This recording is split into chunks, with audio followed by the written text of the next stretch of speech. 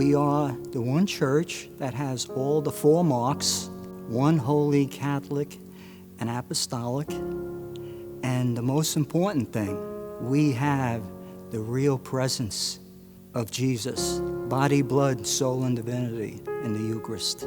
The Eucharist has always been something that can pretty much take my breath away. I can't seem to get my mind wrapped around the reality that our awesome God, the creator of our souls, the creator of the universe, has chosen to give himself completely to us in the Eucharist. Every time we say amen when we receive the Eucharist at Mass, we're saying, yes, I will be the hands of Christ.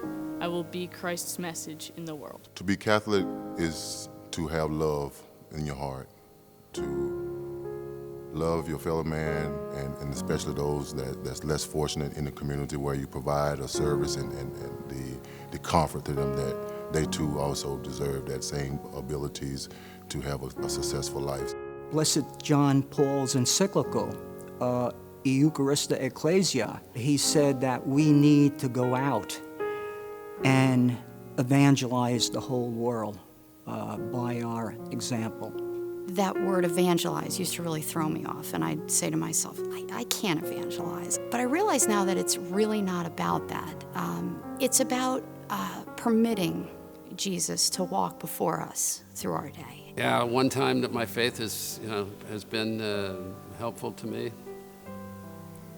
Yeah, I mean, that's not a hard one. When my 12-year-old child died after 6 years of dealing with cancer.